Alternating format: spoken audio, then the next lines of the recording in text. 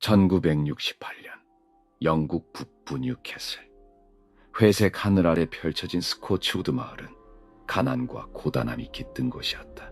좁은 골목, 낡은 집들, 그리고 그 사이를 뛰노는 아이들. 이곳에서 누구도 상상하지 못한 비극이 시작되었다. 범인은 단지 11살 소녀 메리 플로라벨. 그녀는 2명의 어린아이를 잔혹하게 살해하며 세상을 경악하게 했다. 이 어린 소녀는 무엇이 그녀를 그런 끔찍한 길로 이끌었을까?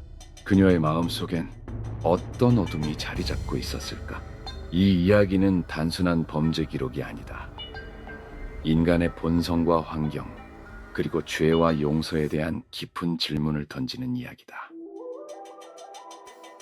1968년 5월 25일 뉴캐슬 스코츠우드. 마을은 평소처럼 조용하다. 좁은 골목에서 4살 마틴 브라운이 혼자 공을 차며 놀고 있다. 그의 작은 손에서 튕겨진 공이 낡은 집 안으로 굴러간다. 마틴은 망설이다. 공을 쫓아 집 안으로 들어선다. 집 안은 어두컴컴하다. 마틴의 발걸음 소리가 메아리친다. 그리고 그 순간 그림자 하나가 다가온다. 마틴의 작은 문 더 이상 움직이지 않는다. 몇 시간 뒤 마틴의 시체가 발견된다. 마을은 순식간에 공포로 뒤덮인다. 현장에는 깨진 약병이 떨어져 있다. 약병은 이상으로 눈에 띈다. 누군가 일부러 놓아둔 것처럼. 경찰은 마틴의 죽음을 사고로 의심했다. 약병을 단서로 독살 가능성을 조사했지만 증거는 부족했다. 마을 사람들은 불안에 떨었다. 누가 이런 짓을 했을까? 아니, 정말 사고였을까?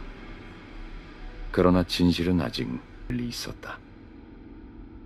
1968년 7월 31일, 불과 2달 뒤 또 한 명의 아이가 사라졌다. 3살 브라이언 호우. 그의 어머니는 아들을 찾으러 마을을 헤맨다. 결국 폐허가 된 건물 근처에서 브라이언의 시신이 발견된다. 그의 작은 몸은 차갑게 식어있다. 브라이언의 목에는 손자국이 선명하다. 그리고 그의 옆에는 보라색 꽃잎이 흩뿌려져 있다. 마치 누군가 의도적으로 장식을 한 것처럼. 2번째 사건은 마을을 공포의 도가니로 몰아넣었다. 경찰은 2 사건의 유사성을 눈치챘다.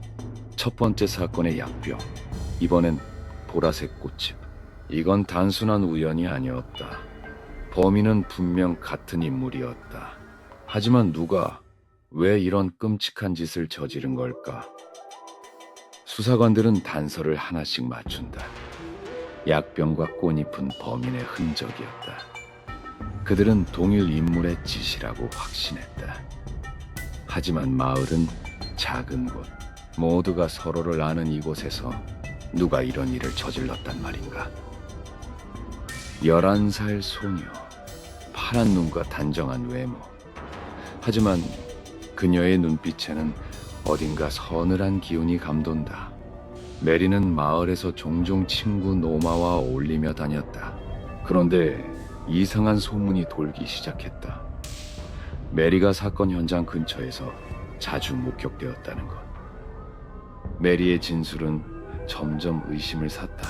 그녀는 사건을 목격했다고 주장했지만 세부 사항이 너무 정확했다.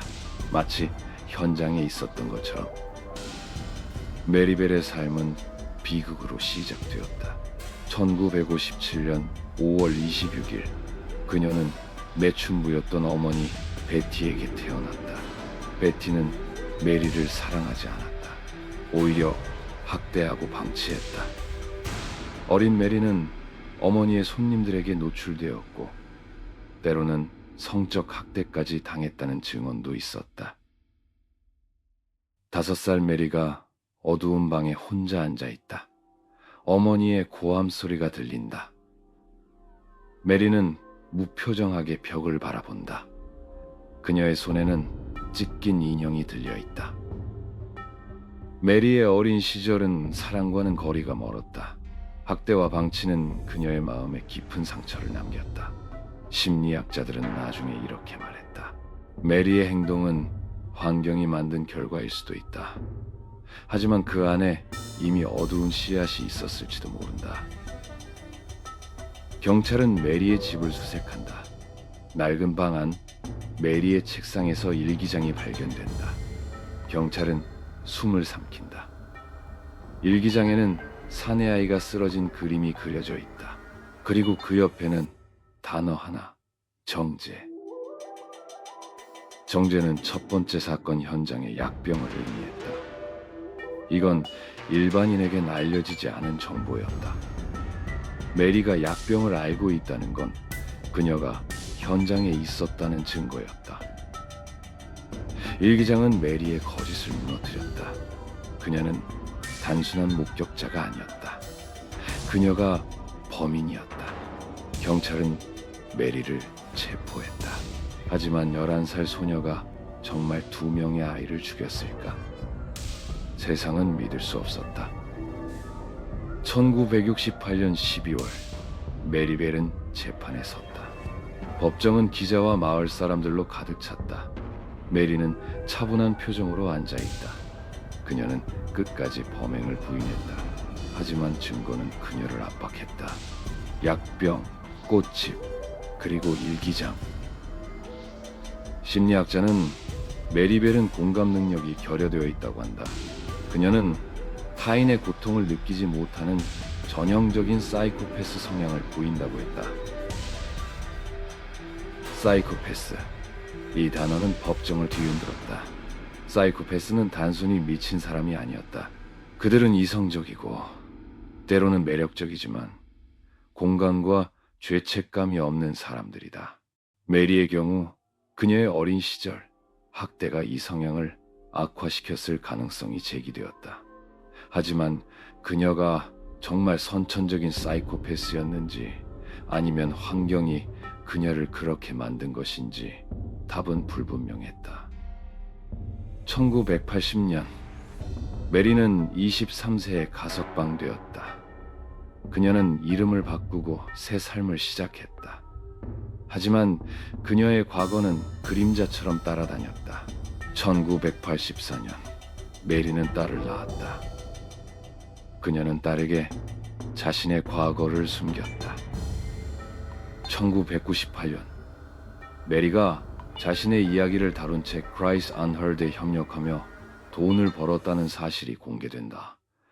피해자 가족들은 분노했다. 메리의 책은 영국 사회에 큰 논란을 일으켰다. 범죄로 이익을 얻었다는 비판이 쏟아졌다. 하지만 메리는 계속 익명으로 살았다. 2003년 영국 법원은 메리와 그녀의 딸, 그리고 2009년 태어난 외손주에게 평생 익명성을 보장하는 메리벨 명령을 내렸다. 사이코패스에 대한 논쟁은 계속된다. 일부 학자들은 유전적 요인을 강조한다. 다른 이들은 환경의 영향을 지적한다. 메리의 경우 2가지가 얽혀 있었다. 그녀의 뇌는 분노와 충동을 조절하지 못했을지도 모른다. 하지만 그녀를 둘러싼 세상은 그녀에게 사랑 대신 고통을 주었다. 메리 플로라벨은 이제 60대 후반. 그녀는 익명으로 살아가고 있다. 추가 범죄는 보고되지 않았다. 하지만 그녀의 이름은 여전히 영국 사회의 깊은 상처로 남아있다. 메리벨 사건은 단순한 범죄 이야기가 아니다. 이는 인간의 본성과 환경, 그리고 죄와 용서에 대한 질문이다. 그녀는 악마였을까? 아니면 세상이 만든 괴물이었을까? 그 답은 여전히 미궁 속에 있다.